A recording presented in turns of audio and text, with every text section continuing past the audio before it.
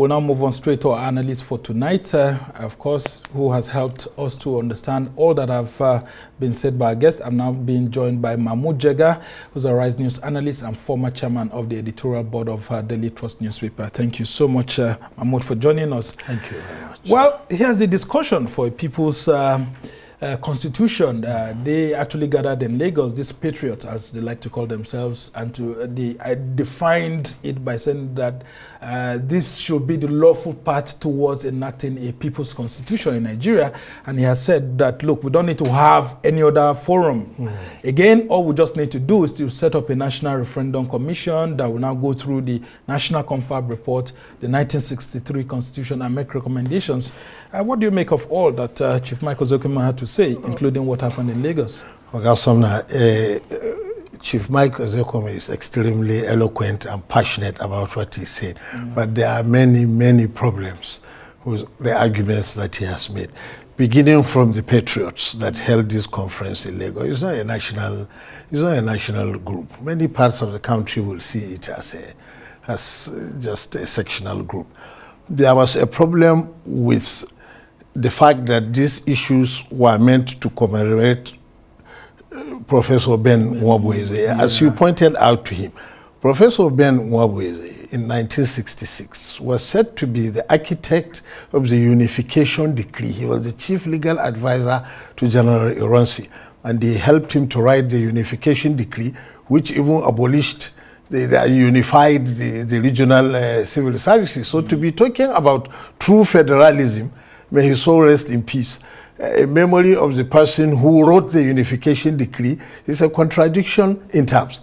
Now, I cannot argue the law with Chief Ozokome, but what he said about how you can amend the constitution, that the National Assembly should pass a law to create a referendum commission, then that referendum commission will go and, as he said, aggregate views and subject it to the referendum.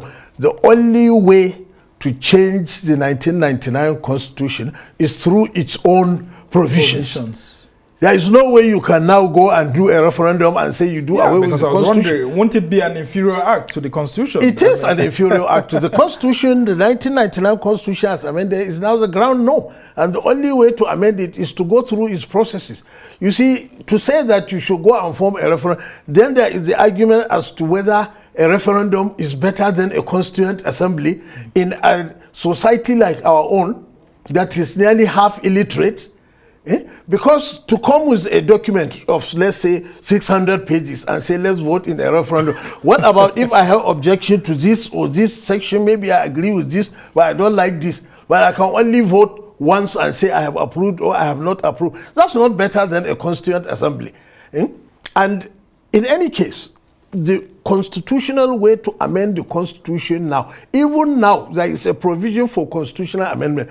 If somebody can write a constitution and gain national consensus and gain the support of 2/3 of the National Assembly and the simple majorities in 2/3 of the states and get the president to also sign, you can repeal the 1999 constitution and promulgate a new constitution. That's the only way to do it. Not to say go and do referendum. If we do anything unconstitutional, we will probably be suspended from ECOWAS like Niger Republic. Because we'll be going into a national chaos. Then what's the difference between us and the Senegal? They will say they have violated their constitution. So that's why I said there are many, many problems. And also the last issue that he tackled about President Tinubu. To say that you are with him in the trenches, this and that, Nadeko, he said this 30 years ago also. Well, the important thing is the mandate on which he was elected. You see, you don't introduce very major issues like this in the middle of a tenure.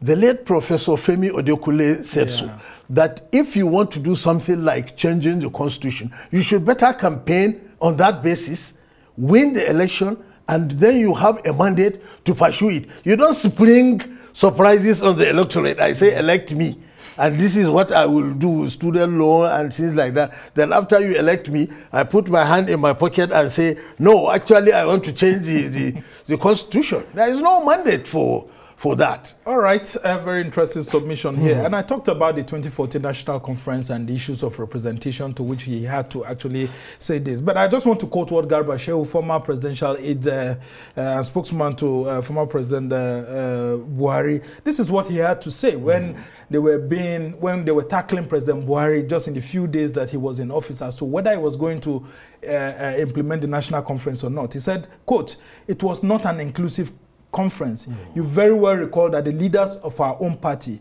whether ACN and all that, and the governors were missing from that conference." So the issue of representation was faced by the National Conference. Can it be seen as a document that can potentially translate into a future people's constitution? Personally, I don't think so, because even at the time President Jonathan was convening the National Conference, there were accusations. That it was people who sat in the presidency and picked people that they think will tailor recommendations towards their own thinking. There was that allegation, even that time. And most importantly, the delegates, as you pointed out, were not elected. Although Chief Ezekome has argued about that there could be different forms of representation, fine. But under the democratic atmosphere that we operate now, there is no method of representation superior to election. Because if somebody is nominated by a labor union or by some civil society organization or by some town descendants union, that does not confer the kind of legitimacy that somebody could get if he actually was elected by universal suffrage. And that's the best way. And the 1999 Constitution now, which is 90% derived from the 1979 Constitution, was produced by a constituent assembly that was elected in the various local governments. All right, very quickly in 30 seconds, Yes. Mahmoud Jega, they say if we can't take the National Conference, that we could go for a relatively inexpensive, directly elected constituent assembly on non-party basis for producing such widely desired constitution. Can that work? Even that is unconstitutional right now. Even that. Because, okay, if you like, you can go and do any conference you like. But to be able to change the constitution, you have to still come back to the methods of constitutional amendment as enshrined in the Constitution. You must get 2/3 majority of both chambers of the National Assembly, as well as simple majorities of 2/3 of the State Assembly to pass it. That's the only way. Otherwise, what you have done is unconstitutional, in like Niger Republic and we'll get ourselves into trouble. In a constitutional crisis. AU. All right, we must thank you so much, Mahmoud Jega. Unfortunately, there's no enough time to be able to talk more on this, but I can tell you it's an ongoing conversation, and we'll dedicate more time to it right here at Arise News. But we must thank you so much for your immense wealth of knowledge as you help us understand all these issues. Well, nation building is a very tough job, and of course, all of us will be involved in it. The patriots have done theirs. It's left for us to continue the conversation until we get a constitution that we all want. Well, that's how it's been for this edition of Arise Primetime. Do join us again tomorrow. From me and the entire team here in Abuja.